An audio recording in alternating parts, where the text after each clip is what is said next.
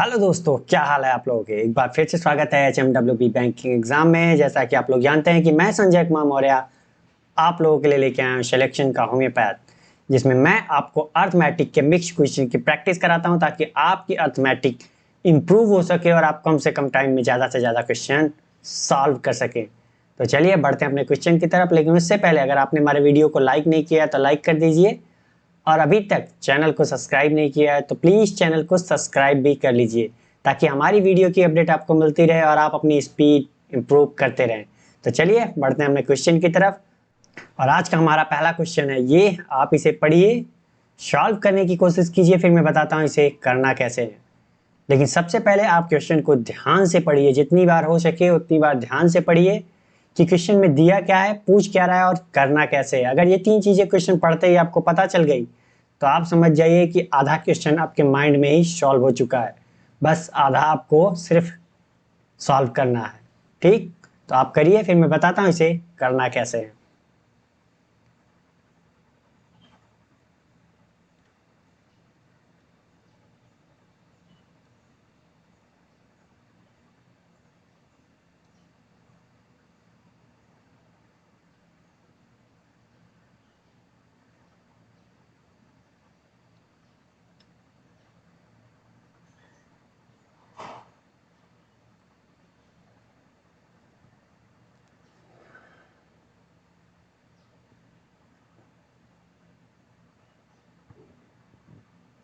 तो चलिए, आपने पढ़ लिया होगा, मैं ऐसी उम्मीद करता हूँ। मैं बताता हूँ इसे सॉल्व कैसे करना है।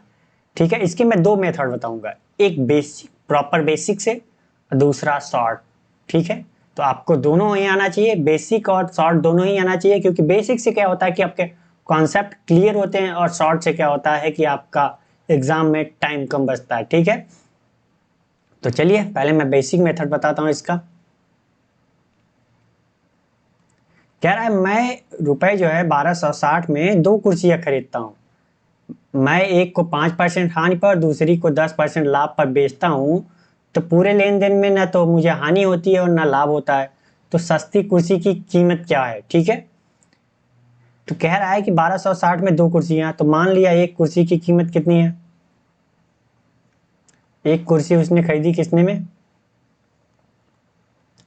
एक कुर्सी उसने x रुपए में खरीदी।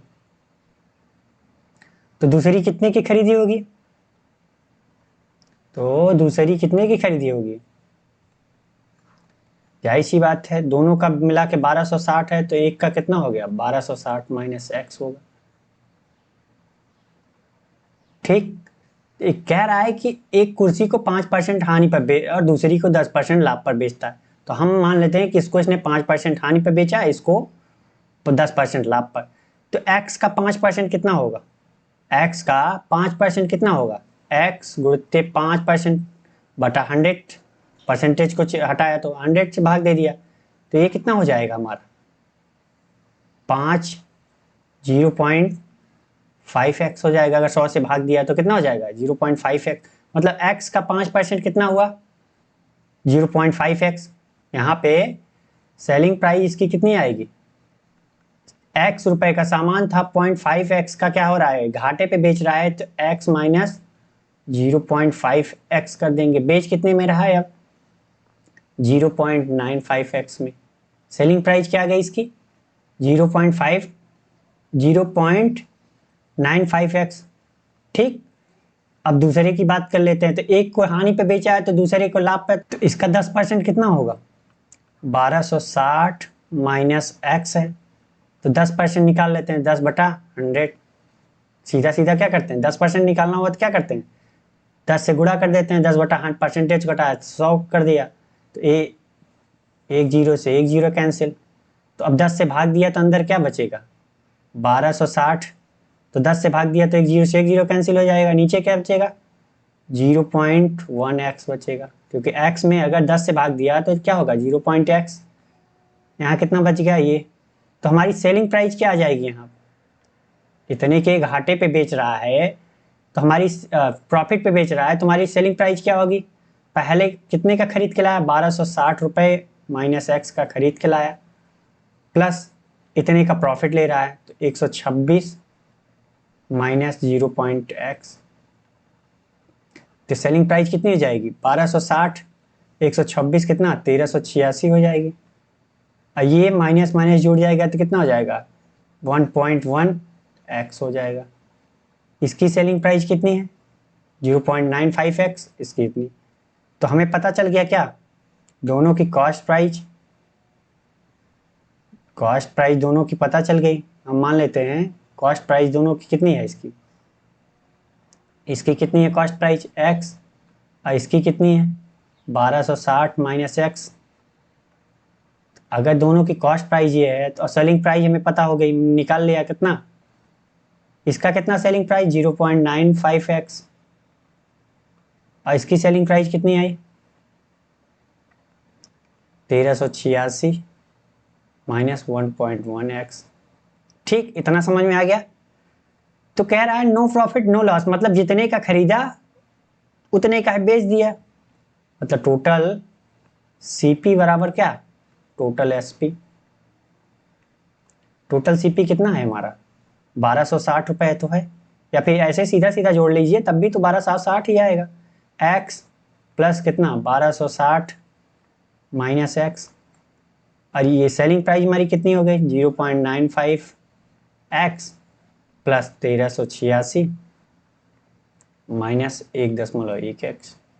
ठीक, तो यहाँ कितना आ जाएगा x कैंसिल हो गया तो 1260, और चाहे तो यहीं से डायरेक्ट रख सकते थे 1260, दो कुर्सियाँ कितने में खरीदा था 1260 में, और यहाँ कितना बच जाएगा माइनस प्लस, यहाँ कितना बचेगा 110 समझ लीजिए, और यहाँ 95 तो 110 में कितना 95 गया तो कितना 15.15x बचा यहाँ पे कितना 1386।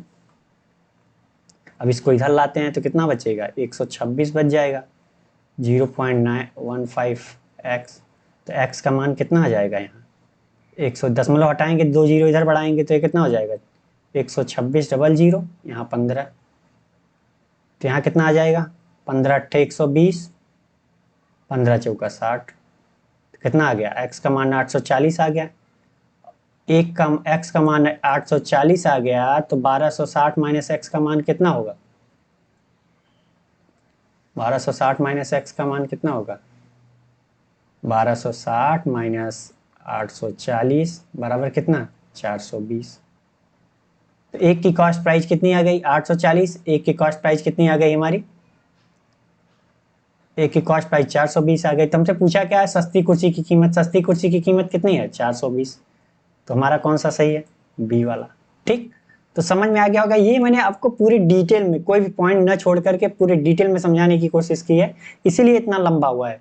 ठीक, और अगर आपको समझ में आ गया होगा तो ये इसमें से काफ़ी चीज़ें आप कम कर सकते हो, क्योंकि जो चीज़ें मैंने लिखी हैं वो चीज़ें आपको नहीं लिखनी, जितना आप याद नहीं रख सकते बस उतनी चीज़ें आपको लिखनी है। ठीक है, तो चलिए दूसरा शॉर्ट मेथड भी देख लेते हैं। ठीक, तो यहाँ पे क्या है, दो कुर्सियाँ उसने 1260 में खरीदी, एक को 5% हानि पर, दूसरी को 10% लाभ पर बेचता है। तो एक बात बताइए, यहाँ पे हम क्या ले रहे हैं सेलिंग प्राइस, एक को 5% क्या पे हानि पे बेच रहे हैं तो माइनस का 5%, दूसरे को क्या 10% प्रॉफिट पे बेच रहे हैं, मतलब सेलिंग प्राइस यहाँ भी है सेलिंग प्राइस यहाँ भी है। ठीक, आगे कह रहा है कि पूरे लेन देन में मुझे ना तो हानि होती है और ना लाभ होता है, मतलब नो प्रॉफिट नो लॉस, मतलब 0% का नो प्रॉफिट नो लॉस। तो हमारा यहाँ कितना आ जाएगा, यहाँ कितना आ गया 5, यहाँ कितना आ गया 10, कितना आ गया 5 और 10 आ गया। और 10 में से 0 घटाया कितना आया 10 आया, 0 में से -5 घटाया तो कितना आया 5 आया। तो यहाँ रेशियो कितनी आ गई 2 और 1 का, और ये रेशियो आपको पता है किसकी आती है कॉस्ट प्राइस की, क्योंकि प्रॉफिट और जो लॉस हम देखते हैं वो किस पे देखते हैं कॉस्ट प्राइस पर ही, तो किस पे देखते हैं। हम कैसे बताएंगे कि भैया प्रॉफिट हुआ या लॉस हुआ, हमें आप ही बताओ कि आप कैसे बताओगे। जो हमारी कॉस्ट प्राइस होगी उससे अगर हमने ज़्यादा में बेचा तो प्रॉफिट हुआ, हमें अगर कम में बेचा तो लॉस में हुआ। तो यहाँ पे हमें कितना रेशियो मिल गया कॉस्ट प्राइस का 2 और 1 का रेशियो मिल गया। तो 3 यूनिट का मान कितना है 1260, क्योंकि ये कॉस्ट प्राइस है। मान लीजिए अगर हमारा है, आप अगर रेशियो में नहीं करना चाहते तो मान लीजिए इसकी कीमत कितनी है 2x, इसकी कीमत x मान लीजिए, तो 3x बराबर कितना हो जाएगा 1260 तो x का मान कितना 420, तो कम का पूछा है तो किसका कितना होगा 420 ही होगा, और इसका कितना होगा 840 होगा। तो कम वाले का पूछा है तो ये वाला हमारा ना, तो बी वाला सही हो जाएगा। क्योंकि क्वेश्चन आप जब प्रैक्टिस ढेर सारी करोगे तो आपको पता ही चल जाएगा कि ये मिक्सचर एंड एलिगेशन का सीधा सीधा फॉर्मूला लग रहा है कि 5% लॉस पे 10% प्रॉफिट पे, पूरे लेन देन में नो प्रॉफिट नो लॉस। तो यहाँ से हमें क्या मिल जाएगी, कॉस्ट प्राइस की रेशियो मिल जाएगी। ठीक, तो वहाँ से हम निकाल सकते हैं, उतना लंबा करने की जरूरत नहीं है, लेकिन आपको आना वो भी चाहिए, क्योंकि उससे क्या होता है कि आपका कॉन्सेप्ट क्लियर रहता है। ठीक है, तो बढ़ते हैं अगले क्वेश्चन की तरफ। अगला क्वेश्चन है हमारा, ये आप इसे पढ़िए फिर मैं बताता हूँ इसे करना कैसे। ठीक है, बशर्ते आप इसको ध्यान से पढ़िए और करने की कोशिश स्वयं कीजिए। जो भी कीजिए आप, गलत सही जो भी इच्छा आपका आए वो मायने नहीं रखता, लेकिन आप करिए जरूर। ठीक,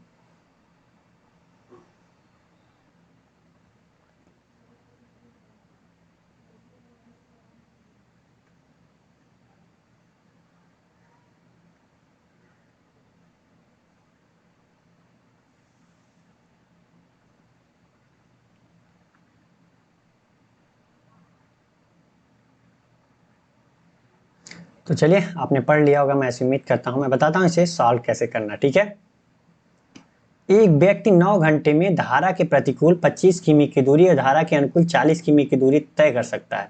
कह रहा है कि 9 घंटा उसको लगता है, 25 किलोमीटर वो क्या करता है अप स्ट्रीम में जाता है, मतलब प्रतिकूल जाता है, और धारा के अनुकूल मतलब जाता है वो कितने किलोमीटर 40 किलोमीटर की दूरी तय कर सकता है। मतलब आने और जाने में जो टाइम लगता है वो 9 घंटे लगता है, 25 किलोमीटर आने में और 40 किलोमीटर जाने में, टोटल टाइम 9 घंटे लगता है। इसी प्रकार वो 12 घंटे में धारा के प्रतिकूल मतलब 35 किलोमीटर वो आने में और क्या फिर 50 किलोमीटर जाने में 12 घंटे लगाता है। तो उसने 2 क्वेश्चन दे रखा है, तो हमसे पूछा है कि शांत जल में व्यक्ति की गति मतलब बोट की स्पीड पूछा है। ठीक, तो यहाँ पे आपको पता है कि अप स्ट्रीम कितना दिया है, ये प्रतिकूल 25 किलोमीटर। अगर डिस्टेंस में हम भाग दे दें किसका स्पीड का, तो हमें क्या मिल जाएगा टाइम मिल जाएगा। तो हाँ, स्पीड कितनी है इसकी हमें नहीं पता, तो हम क्या है मान लेते हैं कितना है हमारा upstream, V upstream मान लिया हमने।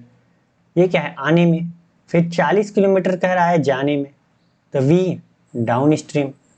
जाने में मतलब क्या डाउन स्ट्रीम स्पीड होती है, आने में अप स्ट्रीम स्पीड होती है। ठीक, टोटल टाइम मिल गया, यहाँ से भी टाइम यहाँ भी टाइम, लेकिन टोटल टाइम वो कह रहा है 9 घंटे लगते हैं। ठीक, अब आगे कह रहा है, ये क्वेश्चन नंबर 1 हो गया। अब आगे वही चीज कह रहा है कि धारा के प्रतिकूल 35 किलोमीटर जाने में, मतलब 35 किलोमीटर अगर जा रहा है तो वहां स्पीड कितनी होगी वी अप स्ट्रीम, प्रतिकूल की बात कर रहा है। ठीक, और कह रहा है 50 किमी की दूरी अनुकूल में, मतलब क्या वी डाउन स्ट्रीम। अनुकूल और टोटल टाइम कितना लग रहा है 12 घंटे। तो ये क्वेश्चन नंबर 2। अगर मैं दोनों में भाग दे दूं ऐसे ही, तो भाग दे दूं तो कोई फर्क नहीं। तो यहाँ से हमें क्या मिल जाएगा V upstream and V downstream का रेशियो मिल जाएगा हमें। ठीक है, क्या मिल जाएगा V upstream and downstream का रेशियो मिल जाएगा। और जब रेशियो मिल जाएगा तो हम किसी एक में मान रख करके निकाल सकते हैं। तो हमने क्या किया भाग दे दिया, तो इसका गुणा इधर करते हैं, इसका गुणा इधर करते हैं, इसका गुणा इधर, VDS का 25 में VUS का 40 में। तो ये हमारा क्या है बेसिक मेथड है, ये क्या है बेसिक मेथड। तो इसका गुणा इधर कर देते हैं, तो ये कितना हो जाएगा 25 VDS प्लस 40 VUS मतलब अप स्ट्रीम बटा कितना हो जाएगा ये ये इससे गुणा होगा, यहाँ पे भी ए से गुणा होगा, तो क्या हो जाएगा कैंसिल हो जाएगा। तो हम इसको लिख नहीं रहे हैं, इसका गुणा इधर कर दे रहे हैं। तो 35 VDS प्लस कितना 50 VUS बराबर कितना आ गया 9/12। तो 3 त्रिका 9, 3 चौका 12। इसका गुणा इधर कर लेते हैं, इसका गुणा इधर कर लेते हैं, तो ये कितना आ जाएगा हमारा। यहाँ पे ये जो है VUS और VDS जो हमने नीचे वाला पार्ट है डिनोमिनेटर का इसलिए नहीं लिखा, क्योंकि जब इसका गुणा इधर किया इसका गुणा इधर किया तो क्या हुआ ये लिख दिया मैंने। जब इसका गुणा इधर करेंगे तो बटे में आएगा और यहाँ पे भी वही आएगा, तो ये क्या हो जाएगा कैंसिल हो जाएगा। तो इसलिए हमने नहीं लिखा, तो डायरेक्ट इसका लिखा। ठीक है, तो इसका गुणा इधर कर देते हैं, 50 का गुणा 25 और प्लस 40 का जो गुणा है इसका 4 का गुणा इधर कर देते हैं, इधर, और इसका गुणा इधर कर देते हैं।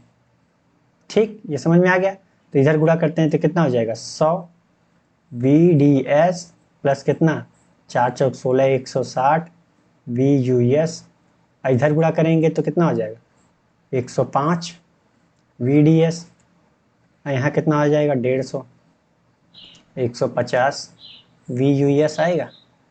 अब एक VDS को इधर लाते हैं क्योंकि 105 बड़ा है और इसको इधर ले जाते हैं तो क्या हो जाएगा 10 VUS आएगा इधर, और इसको इधर लाएंगे तो कितना 5 VDS आएगा। इतना मिलेगा, इतना तो समझ में आ गया होगा। तो VDS बराबर V डाउन स्ट्रीम बराबर कितना 2 V अप स्ट्रीम के, क्योंकि 5 दूनी 10, तो VDS अपान VUS का रेशियो कितना मिल गया 2:1 का मिल गया। तो हम मान लेते हैं ये हमारा कितना 2x स्पीड है, इसकी कितनी हो जाएगी फिर x, तो हमारी डाउन स्ट्रीम स्पीड कितनी हो गई speed 2x, up stream x हमने मान लिया। ठीक, ये 2x ये x मान लिया हमने। तो अब रख देते हैं किसी भी एक क्वेश्चन में, क्वेश्चन नंबर 1 में ही रख लेते हैं हम। तो क्वेश्चन नंबर 1 में रख देते हैं, रखने पर ठीक, तो 25 V अप स्ट्रीम का मान कितना है x, और 40 डाउन स्ट्रीम का मान कितना है 2x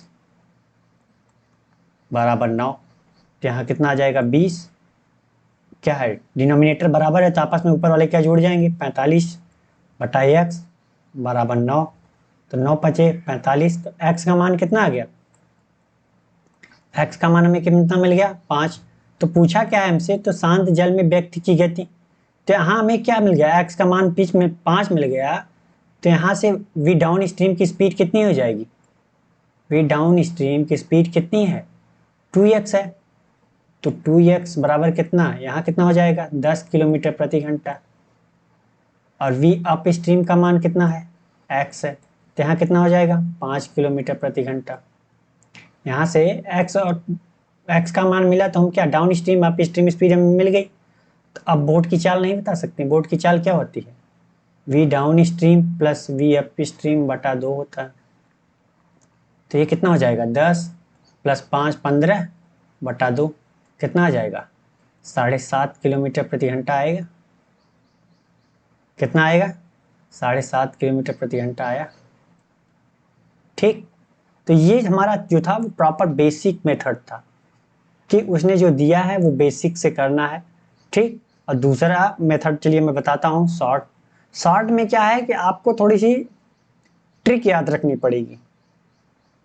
अगर ये क्वेश्चन आप आसानी से करना चाहते हैं तो आपको थोड़ा सा ट्रिक याद रखना पड़ेगा। तो यहाँ पे up stream down stream and time की बात हो रही है। तो अप स्ट्रीम में कितना जा रहा है 25 किलोमीटर, डाउन स्ट्रीम में 40 किलोमीटर, टोटल टाइम कितना लग रहा है 9 घंटे। ठीक, आगे वो कह रहा है कि 12 घंटे में 35 किलोमीटर क्या अप स्ट्रीम जा रहा है, मतलब धारा के प्रतिकूल, और डाउन स्ट्रीम मतलब अनुकूल 50 किलोमीटर जा रहा है। ठीक, तो अब हमें यहाँ से हम क्या निकाल सकते हैं V अप स्ट्रीम, यहाँ से हम क्या निकाल सकते हैं, अगर V अप स्ट्रीम निकालना चाहें तो हमें क्या करना पड़ेगा, अगर V अप स्ट्रीम हमें निकालना है तो इसका गुणा हम इधर कर देते हैं, इसका गुणा इधर करके घटा देते हैं। तो 25 का गुणा 50 में करके माइनस कितना 35 का गुणा 40 में कर देते हैं।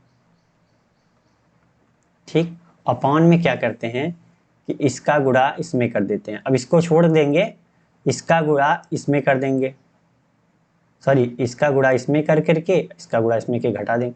तो 50 का गुणा हम क्या करेंगे 9 में करके माइनस कर देंगे कितना 12 का गुणा 4 में,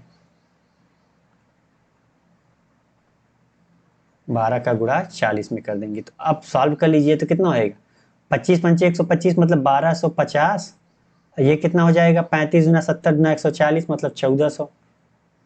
यहाँ कितना आ जाएगा हमारा 5 9 45 450 और 12 चौक 48, कितना आ गया यहाँ ऊपर बच गया हमारा माइनस का 150, कितना 150, और नीचे कितना माइनस का 30, तो ये कितना आ गया 5 किलोमीटर प्रति घंटा आया।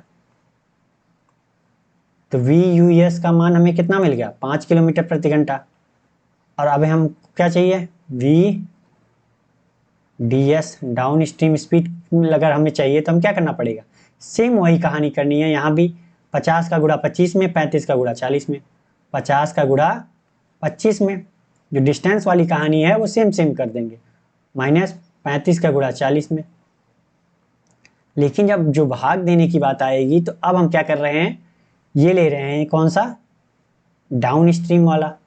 तो डाउन स्ट्रीम छोड़ करके इसका गुणा इसमें कर दें, इसका गुणा इसमें कर देंगे, इसका गुणा इसमें कर देंगे, तो कितना हो जाएगा हमारा 12 का गुणा 25 में करेंगे और माइनस 35 का गुणा 9 में कर देते हैं, तो कितना हो जाएगा ऊपर 150 ही बचेगा माइनस का, और नीचे कितना हो जाएगा हमारा, नीचे कितना 12 का गुणा 25 में करेंगे तो कितना हो जाएगा 300, और 25 दामा 250, 25 ना 50, 250 और 50 कितना 300 हुआ, माइनस 35 का गुणा 9 करेंगे, 35 दामा कर लेते हैं 350, 350 में 35 घटा देते हैं तो कितना हो जाएगा 315। तो ऊपर कितना है माइनस 150, नीचे कितना आ गया माइनस का 15, तो ये कितना आ गया हमारा 10 किलोमीटर प्रति घंटा आ गया। तो हमें क्या मिल गया, अप स्ट्रीम स्पीड मिल गई, डाउन स्ट्रीम स्पीड मिल गई। तो हम बोट की चाल नहीं बता सकते, क्या होता है v down stream plus v up stream by 2 होता है, क्या होता है। अब चाहे b का मान निकालना हो या c का मान निकालना हो, आप तो निकल जाएगा ना। तो b का मान हमारा कितना आ जाएगा 10 किलोमीटर प्रति घंटा ये है, 5 किलोमीटर प्रति घंटा ये जोड़ दिया अपॉन 2 कर दिया, तो कितना आ जाएगा 7.5 किलोमीटर प्रति घंटा आएगा। बोट की चाल हमारी कितनी आ गई 7.5 किलोमीटर प्रति घंटा। तो कौन सा सही है हमारा डी वाला। तो आपको क्या है कि दोनों चीजें आनी चाहिए, बेसिक वाला भी आना चाहिए, क्योंकि कभी कभी क्या होता है ऐसे क्वेश्चन देते हैं जो शॉर्ट ट्रिक से नहीं होता है, इसी में अगर वेरिएबल एक दे देता तो आप कंफ्यूज हो जाते। तो आपको क्या आना चाहिए, बेसिक मेथड भी आना चाहिए, ये साथ के साथ शॉर्ट ट्रिक भी आना चाहिए। और दूसरी बात, इतना लंबा जो मैं आपको बता रहा हूँ आपको भी याद रखना है कि इतना लंबा आपको नहीं करना है, क्योंकि मैं पॉइंट बाय पॉइंट बता रहा हूँ इसलिए इतना लंबा हो रहा है। अगर मुझे भी ये शॉर्ट में करना होता तो आधा कैलकुलेशन में माइंड में कर देता और आधा क्या करता पेज पे करता, ठीक। तो उससे क्या होगा समय बचेगा, लेकिन उसके लिए आपको ढेर सारी प्रैक्टिस करनी पड़ेगी। तो आप हमारे साथ बने रहिए और अपनी प्रैक्टिस करते रहिए, ठीक है। तो बढ़ते हैं अगले क्वेश्चन की तरफ। और अगला क्वेश्चन है हमारा ये, आप इसे पढ़िए फिर मैं बताता हूँ इसे करना कैसे है, ठीक है। आप इसे पढ़िए और सॉल्व करने की कोशिश जरूर कीजिए।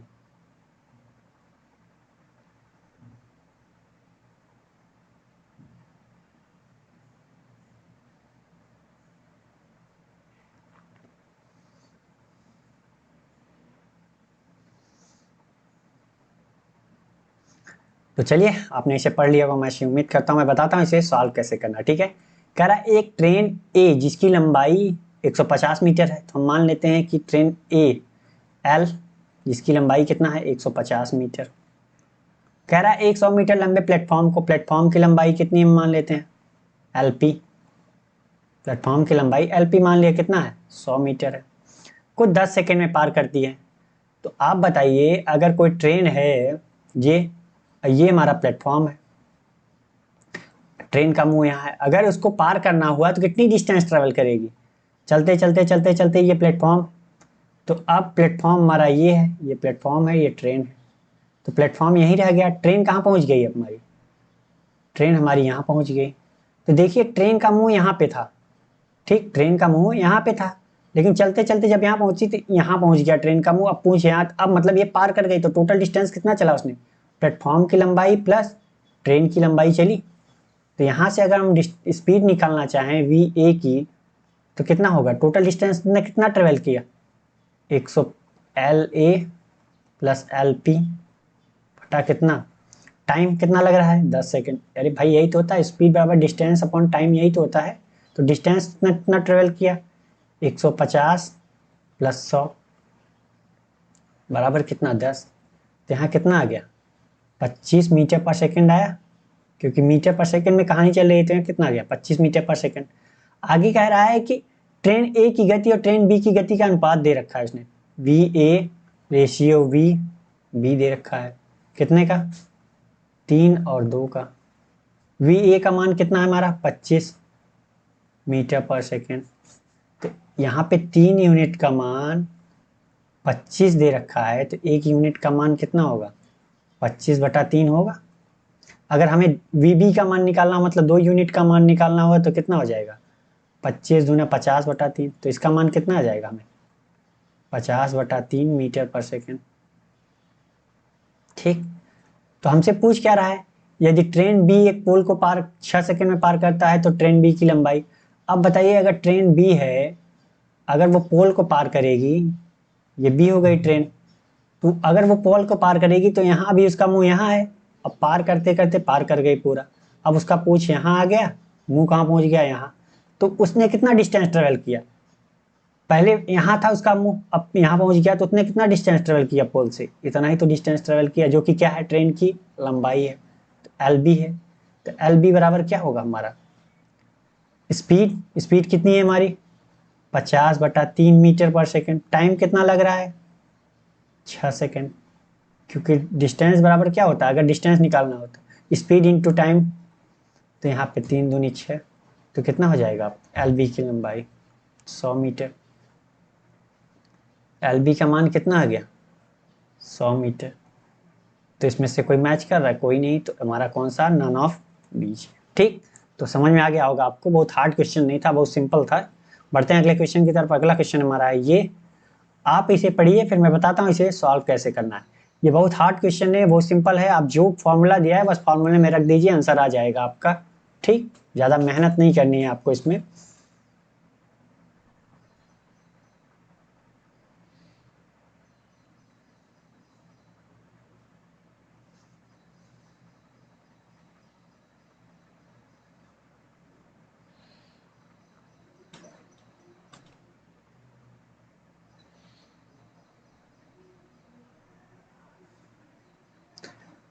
तो चलिए, आपने पढ़ लिया होगा, मैं ऐसी उम्मीद करता हूँ। मैं बताता हूँ इसे करना कैसे। ठीक है, कह रहा है एक बेलन और एक शंकु के आयतन का योग 343 पाई सेंटीमीटर क्यूब है। बेलन और शंकु की ऊंचाई जो है 3 सेंटीमीटर है। यदि शंकु की त्रिज्या 10 सेंटीमीटर है तो बेलन की त्रिज्या और शंकु की त्रिज्या का अनुपात बताना है। तो सीधा सीधा वो दिया क्या है, बेलन का आयतन प्लस कितना शंकु का आयतन।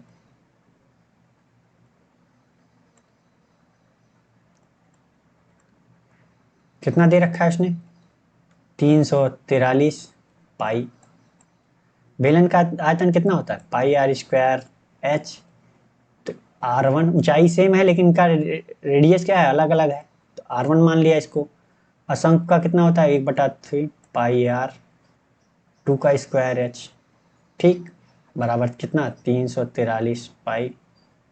पाई देखा जाए तो सब में कॉमन है, इसमें भी इसमें भी, इसमें कट जाएगा। तो यहाँ पे आर वन का स्क्वायर इंटू 3, क्योंकि ऊंचाई कितनी दे रखी है इसने 3 सेंटीमीटर, प्लस 1/3 आर टू का मान, शंकु की त्रिज्या दे रखी है कितना 10, 10 का स्क्वायर कितना हो जाएगा 100, ऊंचाई कितनी है 3, बराबर कितना 343। ये 3 से 3 कैंसिल हो गया हमारा, तो यहाँ कितना आ गया आर वन का स्क्वायर, यहाँ कितना बच गया 100, 100 इधर जाएगा तो कितना घट जाएगा 343 में 100 गया तो 243। यहाँ कितना था 3r1 का स्क्वायर, 3 से काट देते हैं, 3 अट्ठे 24, 3 1 का 3, r1 का स्क्वायर बराबर क्या आ जाएगा 81। तो r1 बराबर कितना आ जाएगा 9 9 81 होता है, प्लस माइनस का 9, तो प्लस वाला लेंगे तो r1 का मान कितना आ गया 9। ठीक, हमसे पूछा क्या है बेलन की त्रिज्या, तो बेलन की त्रिज्या कितनी है 9, असंख्य की त्रिज्या कितनी है हमारी 10 दिया ही है यहाँ पे, तो 9 × 10 का रेशियो आ गया, कितना आ गया 9 × 10 का रेशियो आ गया। तो कौन सा हमारा सही है डी। तो बहुत हार्ड क्वेश्चन नहीं था, बहुत सिंपल था, आपने कर ही लिया होगा। तो बढ़ते हैं अगले क्वेश्चन की तरफ। अगला क्वेश्चन हमारा ये, आप इसे पढ़िए फिर मैं बताता हूँ इसे करना कैसे। ठीक है, बशर्ते आप इसको ध्यान से पढ़िए और खुद से सॉल्व करने की कोशिश जरूर कीजिए।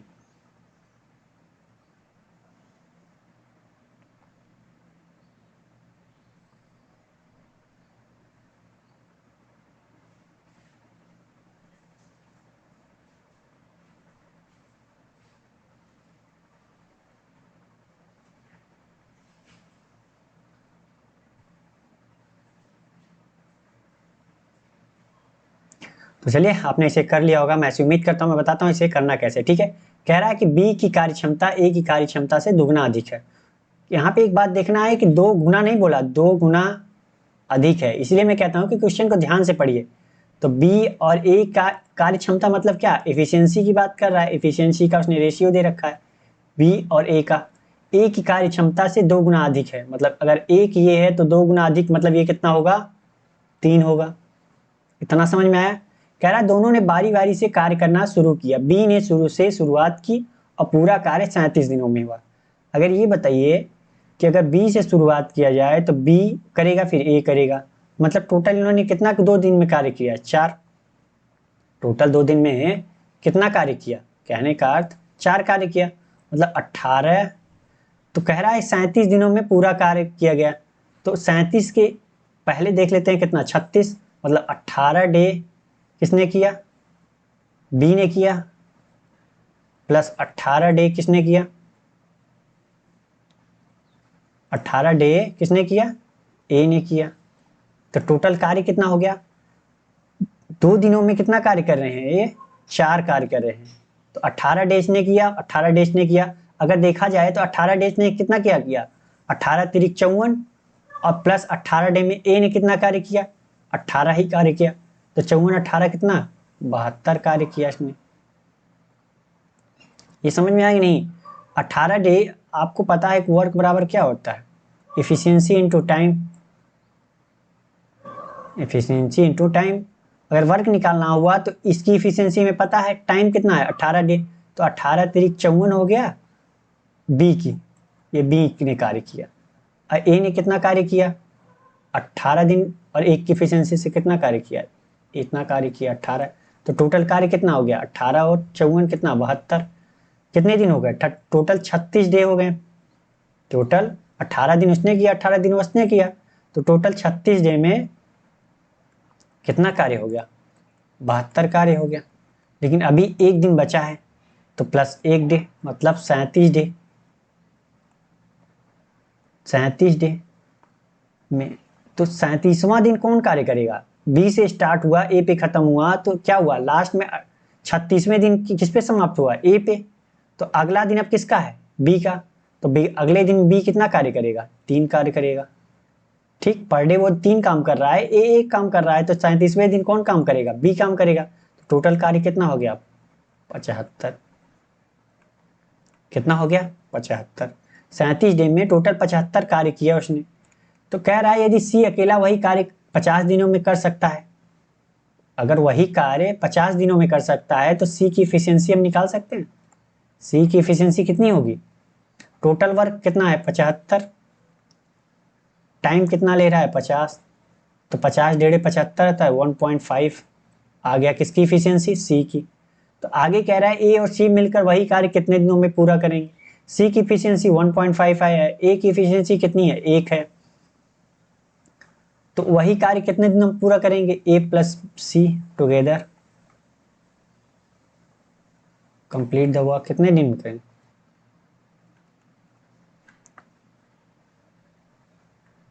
तो टाइम कितना आएगा हमारा, टोटल वर्क कितना है हमारा 75। इनकी इफिशियंसी क्या है, ए की इफिशियंसी 1 है, सी की इफिशियंसी कितनी है 1.5 है। तो यहाँ पे कितना हो जाएगा, 75 बट्टा 2.5, तो 25 × 75, मतलब यहाँ कितना आ जाएगा 30 डे। 30 दिन में दोनों मिलके कार्य कंप्लीट कर लेंगे।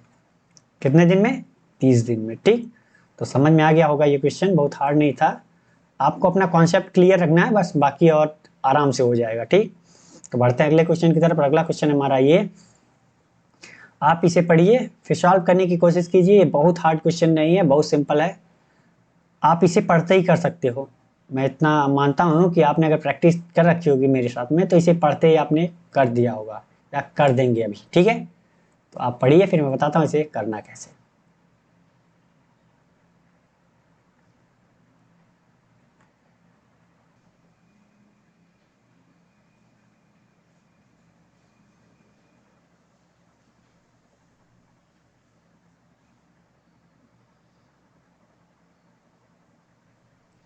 तो चलिए, आपने पढ़ लिया होगा, मैं ऐसी उम्मीद करता हूँ। मैं बताता हूँ इसे सॉल्व कैसे करना है। ठीक है, कह रहा है एक बेलन में आधार के व्यास और ऊंचाई का अनुपात, एक बेलन है जिसके व्यास और ऊंचाई का अनुपात कितना दे रखा है, 2:3 दे रखा है। तो आप बताइए कि व्यास बराबर क्या होता है, 2r। अगर व्यास का मान 2 दिया है तो r का मान कितना आएगा, 1। तो यहाँ से r का मान भी हमें पता चल गया, r का मान कितना आ गया, 1। r का मान कितना आ गया हमें, 1। तो ये कह रहा है यदि बेलन की अनुमानित आयतन 3234 है, 0.1 है, तो बेलन की त्रिज्या बतानी है। तो बेलन का आयतन कितना होता है,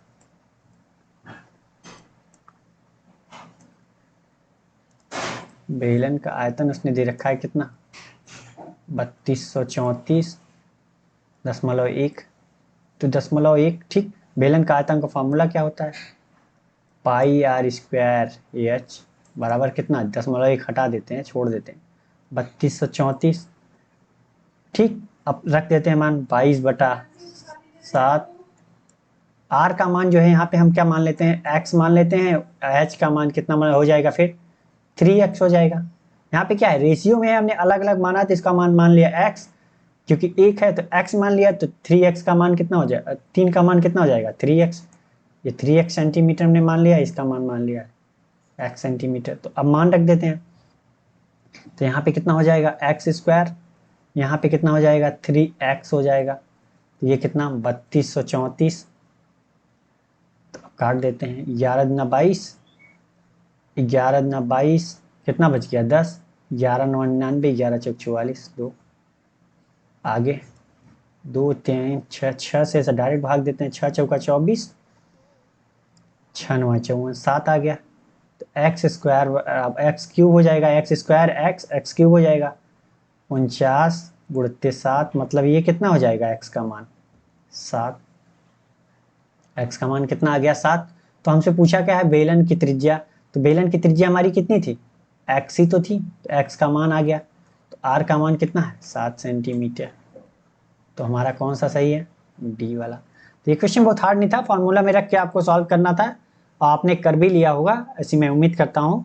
तो चलिए बढ़ते हैं अगले क्वेश्चन की तरफ। और अगला क्वेश्चन है हमारा ये, आप इसे पढ़िए फिर मैं बताता हूँ इसे सॉल्व कैसे करना है, ठीक है। सत्य आप उसको ध्यान से पढ़िए, खुद से सॉल्व करिए, बहुत हार्ड क्वेश्चन नहीं है।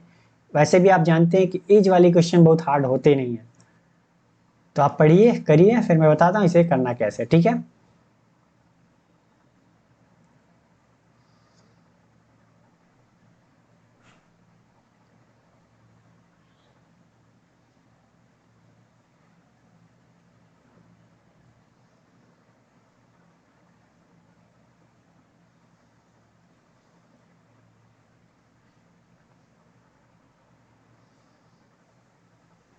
तो चलिए, आपने पढ़ भी लिया होगा और सॉल्व भी कर लिया होगा, मैं ऐसी उम्मीद करता हूँ, क्योंकि बहुत हार्ड क्वेश्चन नहीं था। कह रहा है 8 वर्ष बाद यीशु की आयु, 6 वर्ष बाद आहाना की आयु का अनुपात 5:6। 10 वर्ष बाद यीशु की आयु और 6 वर्ष बाद आहाना की आयु के बराबर है। तो यीशु की वर्तमान आयु, तो हम मान लेते हैं, माना यीशु की जो वर्तमान आयु है वो कितनी है, आई मान लिया, और आहाना की, आहाना की जो है वो ए मान लिया। ये प्रेजेंटेज है, ये माना है हमने प्रेजेंटेज आई। तो कह रहा है 8 वर्ष बाद यीशु की आयु, तो 8 वर्ष बाद प्रेजेंटेज अगर आई है तो 8 वर्ष बाद कितनी होगी, आई + 8। और 6 वर्ष बाद आहाना की आयु, तो 6 वर्ष बाद आहाना की आयु कितनी है अभी, ए, तो 6 वर्ष बाद कितनी होगी, a + 6, जिसका रेशियो दे रखा है कितना उसने, 5 और 6 का। ठीक, अब आगे आ जाते हैं। 10 वर्ष बाद यीशु की आयु, यीशु की आयु अभी कितनी है, आई, तो 10 वर्ष बाद कितनी होगी, आई + 10। 6 वर्ष बाद आहाना की आयु के बराबर होगी, तो आहाना की अभी ए है, तो 6 वर्ष बाद कितनी होगी, a + 6। तो a + 6 का मान यहाँ पे रख देते हैं, ठीक। तो i + 8, i + 10, 5/6। यहाँ पे अगर देखा जाए तो 1 यूनिट बढ़ रहा है, यहाँ कितना एज बढ़ रहा है, 2 साल। ऐसे भी कर सकते थे, तो 1 यूनिट का मान 2 साल, तो आई यहाँ 5 यूनिट का 10 होगा, तो 10 में से 8 गया 2, आई का मान 2 आ सकता है। या फिर ऐसे सीधा सीधा सॉल्व कर लीजिए, तो ये कितना हो जाएगा, 6i, 8 × 48, और ये कितना 5i प्लस 50, तो ये कितना हो जाएगा, इधर आएगा तो i बराबर कितना 2 ईयर आया, 2 ईयर आया, तो i का मान कितना हो गया हमारा 2 ईयर, बी वाला सही है। तो आप अगर जब प्रैक्टिस करने लगेंगे तो शॉर्ट फॉर्म अपने से आप बनाएंगे, मैं सिर्फ हिंट दे दूंगा, आप अपने आप से ही बना लोगे, लेकिन उसके लिए आपको प्रैक्टिस करनी पड़ेगी और आपका बेसिक जो है कॉन्सेप्ट क्लियर होगा तभी। ठीक, तो बढ़ते हैं अगले क्वेश्चन की तरफ। अगला क्वेश्चन है हमारा ये, आप इसे पढ़िए और करने की कोशिश कीजिए, फिर मैं बताता हूँ इसे करना कैसे। ठीक है, मैं यही कहूँगा कि क्वेश्चन को आप ध्यान से पढ़िए और सॉल्व करने की कोशिश जरूर कीजिए।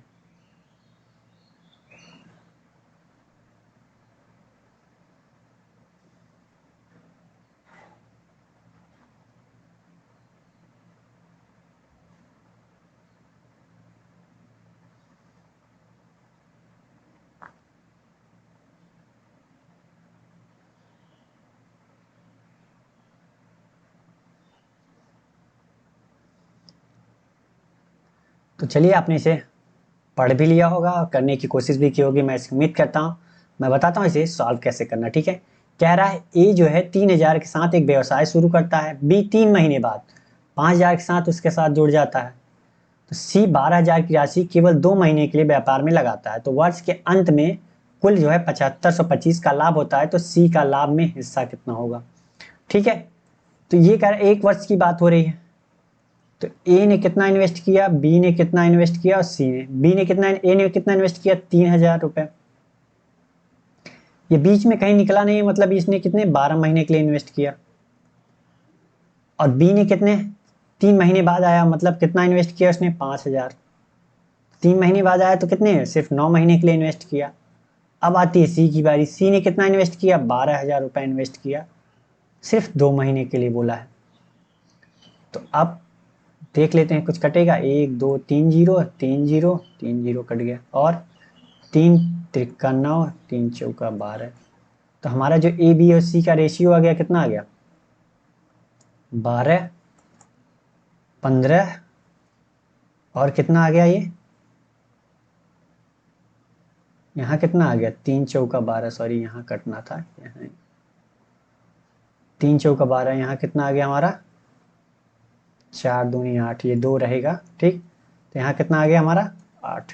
ठीक, तो ये कितना हमारा आ गया, ए का रेशियो 12, बी 15, सी 8, तो ये हमारा किसका रेशियो आ गया, प्रॉफिट का रेशियो होगा। मैंने आपको बताया है कि प्रॉफिट का जो रेशियो होता है वो इन्वेस्टमेंट इनटू टाइम का मल्टीप्लाई होता है। यहाँ पे हमने क्या किया है, इन्वेस्टमेंट और टाइम का जो मल्टीप्लाई किया है, तो तीनों का क्या आ गया रेशियो आ गया। मतलब कहने का अर्थ, अगर आप चाहो तो 12 15 कितना 27 8 35, 35 यूनिट का मान 75 रख करके 1 यूनिट का मान निकाल के ऐसे भी निकाल सकते हो। अगर आपको कंफ्यूजन है तो आप मान लीजिए किसको, ए को 12x रुपए मिले, बी को कितना 15x मिले, और सी को कितना मिले 8x रुपए मिले प्रॉफिट के। ठीक, ये प्रॉफिट का ही तो रेशियो है। तो हम टोटल जोड़ लेते हैं, कितना हो जाएगा ये 35x, क्योंकि टोटल पूरा प्रॉफिट कितना है 35x, लेकिन यहाँ पे कितना कह रहा है 7525 का लाभ हुआ, तो x का मान यहाँ से कितना आ जाएगा 5, 7525, सॉरी 5 15 में 75, 5 25, 5 7 35, तो 7 दूनी 14, 7 1 का 7, 7 5 35, मतलब x का मान कितना आ गया 215 रुपए आ गया। तो x का मान 215 रुपए आ गया, तो पूछ रहा है c का लाभ हिस्सा, तो c कितना है 8x, तो 8 गुणित कितना 215, तो 8 दूनी 16, 100 हो जाएगा, और 15 8 120, 1600, 120 कितना 1720 रुपए किसको मिलेगा, सी को मिलेगा। तो कौन सा हमारा सही है, ए वाला। ठीक, तो समझ में आ गया होगा, बहुत हार्ड नहीं है, सही है क्वेश्चन। बढ़ते हैं अगले क्वेश्चन की तरफ, और अगला क्वेश्चन है हमारा ये, आप इसे पढ़िए, सॉल्व करने की कोशिश कीजिए, फिर मैं बताता हूँ इसे करना कैसे। ठीक है, बशर्ते आप इसे ध्यान से पढ़िए और खुद से सॉल्व करने की कोशिश जरूर कीजिए।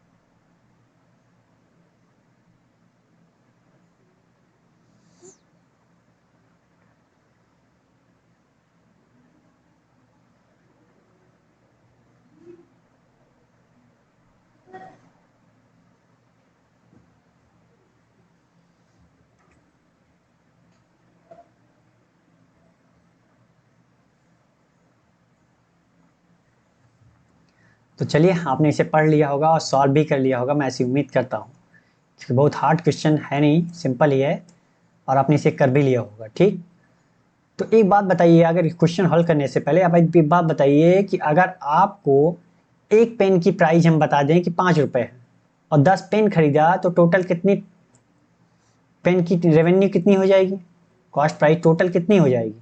एक पेन का मूल्य 5 रुपये, तो 10 पेन का कितना हो गया, 50 रुपये। तो सेम कॉन्सेप्ट एक यहाँ पे वही लगेगा। कह रहा है कि एक सिनेमा हॉल में सीटों की संख्या में 20% की वृद्धि की जाती है, साथ ही एक टिकट की कीमत में 5% की वृद्धि की जाती है। तो इससे कुल राजस्व पर क्या प्रभाव पड़ेगा, टोटल रेवेन्यू पर। ठीक, तो यहाँ पे बताइए कि पर सीट प्राइस, यही तो क्या है, एक पेन की प्राइस, पर सीट प्राइस। ठीक, और आगे यहाँ पे क्या है, अगर पर सीट प्राइस हमें पता हो और टोटल सीट क्या है, number of seat, number of seats पता हो, नंबर ऑफ सीट पता हो, तो आप बताओ कि टोटल रेवेन्यू हमें मिल जाएगा कि नहीं मिल जाएगा, टोटल रेवेन्यू मिल जाएगा कि नहीं मिल जाएगा। तो इसमें इसने दो कंडीशन दे रखी है। बोल रहा है कि एक सिनेमा हॉल में सीटों की संख्या 20% की वृद्धि की जाती है, पहले और बाद की बात कर रहा है, पहले और बाद, इनिशियल एंड फाइनल की बात कर रहा है, पहले और बाद की। तो 20% का मान आपको पता है कितना होता है, 1/5 होता है। कह रहा है कि 20% की वृद्धि मतलब पहले अगर 5 थी तो 20% मतलब कितनी, एक की वृद्धि हो गई, अब कितनी हो गई, कितनी हो गई, 6 हो गई। तो कहने का अर्थ सीट की संख्या जो है पहले कितनी थी, 5 थी, अब बढ़ करके कितनी हो गई, 6 हो गई। और कह रहा है साथ ही एक टिकट की कीमत में 5% की वृद्धि हुई। तो टिकट की कीमत कितनी है, 5%, तो 5% का मान कितना होता है, 1/20। तो कहने का अर्थ सीट की संख्या कितनी थी, पहले 20 थी, प्राइस एक सीट की कीमत 20 थी, अब कितनी हो गई, 21। ठीक, तो यहाँ पे क्या है कि ये रेशियो में, तो हम क्या करते हैं, इनका गुणा कर लेते हैं। तो ये कितना हो जाएगा, 20×5 = 100, ये रेशियो में है भाई, यहाँ पे तो रेशियो ना, पहले 5 से 6 हुआ, यहाँ 20 से 21 हुआ, तो यहाँ कितना हो गया, 126। मतलब कहने का तो पहले 100 रुपये रेवेन्यू होता था, अब कितना हो गया, 126। तो कितने का प्रॉफिट हुआ, 26 यूनिट का। तो अगर प्रॉफिट परसेंटेज हमें निकालना हुआ तो हम क्या देखते हैं, कितने का प्रॉफिट हुआ, प्रॉफिट बटा किस पे हुआ, कॉस्ट प्राइस देखते हैं। तो क्या कॉस्ट हमारा कितना, पहले पहले कितने का प्रॉफिट हो रहा था, 100 का। पहले हमारा रेवेन्यू जो था, रेवेन्यू 100 था, अब कितना हो गया, 126। मतलब 26 रुपए की बढ़ोतरी हुई किस पे, 100 पे देखेंगे तो, परसेंटेज में चाहिए तो 100 से गुणा, तो 100 से 100 मतलब क्या हुआ, 25। 26% का क्या हुआ, इंक्रीज हुए हमारे रेवेन्यू, 26% का क्या हुआ, इंक्रीज हुआ हमारे। तो कौन सा सही है हमारा, ये वाला। ठीक, तो आपको याद रखना है कि एक पेन की कीमत कितनी थी, अगर एक सीट की कीमत थी, और उसके बाद क्या हुआ कि बड़े, एक सीट की कीमत जो थी, और उसके बाद क्या हुआ कि सीटों की संख्या में पता चल गया, तो टोटल रेवेन्यू हमें मिल जाएगा। तो वही कॉन्सेप्ट यहाँ वो यूज हुआ है। ठीक, तो अब समझ में आ गया होगा। बढ़ते हैं अगले क्वेश्चन की तरफ, और अगला क्वेश्चन है हमारा ये, आप इसे करिए, फिर मैं बताता हूँ इसे करना कैसे। ठीक, आप इसे पढ़िए ध्यान से और सॉल्व करने की कोशिश जरूर कीजिए। मेरा यही मानना है कि जब आप सॉल्व करते हैं, गलतियां करते हैं, तो आपको सीखने को मिलता है कि आप गलतियां कहाँ कर रहे हो, कहाँ नहीं करनी है। ठीक है,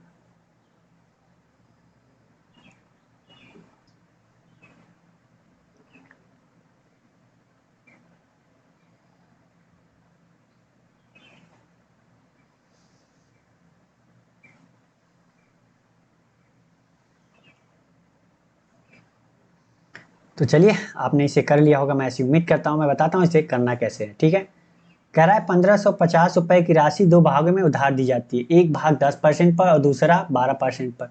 यदि कुल वार्षिक आय 1,162.75 है, तो 10% की दर से उधार दी गई राशि बतानी है। ठीक है, एक साल की बात हो रही है यहाँ पे। तो ऐसा ही क्वेश्चन अभी मैंने शुरू में ही आपको बताया है। ठीक है, ये वहां पे जो था शायद किसका था, प्रॉफिट एंड लॉस का था, और यहाँ पे जो है वो किसका है, सी आई एंड एस आई, सी आई का है, ठीक है, सी आई एंड एस आई का है, एस आई का है। अगर इसमें कुछ नहीं बोला है तो मतलब ये सिंपल इंटरेस्ट की बात हो रही है, ठीक। तो एक बात बताइए, हमने क्या कहा, दो भाग कौन कौन से, एक को 10% पे प्रॉफिट पे, यहाँ मिक्सचर एंड निगेशन सीधा सीधा लगेगा, एक को 10% प्रॉफिट पे और दूसरे को कितने पे, 12% पे,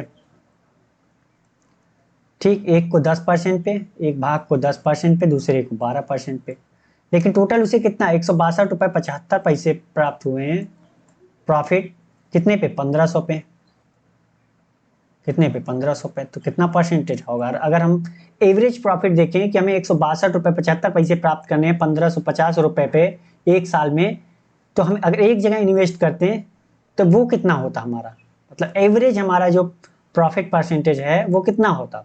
ऐसे ही तो निकालते हैं कि 162 रुपये प्रॉफिट हुआ हमें, सॉरी इंटरेस्ट मिला, तो 1500 पे तो कितना होगा, प्रॉफिट परसेंट कितना रहा होगा हमारा। अगर ऐसे नहीं आपको समझ में आए तो यही तो होता है P R T Y 100, sorry P R T Y 100, S I बराबर क्या, पी आर टी वाई 100। भाई रख दो, एस आई कितना, 162.75 रुपये, अब पी का मान कितना है, 1550, आर का मान निकालना है, टी का मान 1 साल 100, तो 100 का गुणा कर दीजिए इधर, तो कितना हो जाएगा, 162.75/1550 बराबर आर, तो काट दीजिए कितना होगा, 15 1 15, सॉरी 5 1 5 15 और 5 दूनी 10, 5 25 5 25 325, 5 15 और कितना हो जाएगा ये, कितना सा, 5 1 5, फिर 5 से काट देते हैं, कितना हो जाएगा, 5 6 30, 5 दूनी 10, 5 6 30, 5 25, 5 1 5, 31 दूना 62, 31 दूना 62, 3 31 31 21/2 मतलब कितना, 10.5%, कितना गया हमारा, 10.5%। तो अब सॉल्व कर लेते हैं, ये कितना हो जाएगा 0.5, इधर कितना 1.5, ये किसका रेशियो आ गया हमारा, प्रिंसिपल का। वहां पे कितना आता था, कॉस्ट प्राइस का, जिसपे हम प्रॉफिट या लॉस देखते हैं वो क्या आता है, कॉस्ट प्राइस होता है। यहाँ पे हम क्या, प्रिंसिपल पे ही तो इंटरेस्ट देख रहे हैं, तो हमारा किसका रेशियो आएगा, प्रिंसिपल का। तो कितना आएगा, 5 3 15, 5 1 5, क्योंकि दोनों तरफ दशमलव है तो हट जाएगा, 3 1 का रेशियो आ गया। तो हमसे पूछा क्या है, 10% पर उधार दी गई राशि, तो 3x 10% पर और 12% पे x दी गई थी, टोटल 4x राशि उधार दी गई थी, कितना था 1550। तो x का मान हमारा कितना आ जाएगा, 1550/4, अब भाग दे देते हैं, कितना हो जाएगा ये, 4 3 12, बच गया 3, 4 8 32, फिर 3 4 7 28, 4 5 20। तो पूछा हमसे क्या है, 10% वाला मतलब 3x का, 387.5 गुणित 3, तो कर लीजिए, 5 3 15, 7 3 21 1 22, ठीक। और कितना हो जाएगा, 8 3 24 1 25, 8 3 24 2 26 और 3 3 9 2 11, 1162.5 रुपये। तो कौन सा हमारा सही होगा, बी वाला, ठीक। तो ये हार्ड बहुत क्वेश्चन नहीं था, ये दोनों पहले भी मैं एक क्वेश्चन बता चुका हूँ इसी क्लास में, अभी शुरू में मैंने बताया था, जिसमें कि प्रॉफिट और लॉस की बात चल रही थी, क्वेश्चन सेम है। उसने यहाँ पे क्या दे रखा है, सिंपल इंटरेस्ट की बात कर रखी है, वहाँ पे प्रॉफिट एंड लॉस की बात कर रखी थी, यहाँ पे सिंपल इंटरेस्ट की बात कर रखा है। तो ये क्वेश्चन समझ में आ गया होगा। तो आज के लिए बस इतना ही। अगर ये वीडियो आपको पसंद आई हो तो लाइक करें और अपने दोस्तों के साथ शेयर करना बिल्कुल ना भूलें। अभी तक अगर आपने सब्सक्राइब नहीं किया तो प्लीज़ सब्सक्राइब कर लीजिए, ठीक है। तो थैंक यू, बाय बाय, मिलते हैं नेक्स्ट वीडियो में एक नए क्वेश्चन और एक नए जोश के साथ।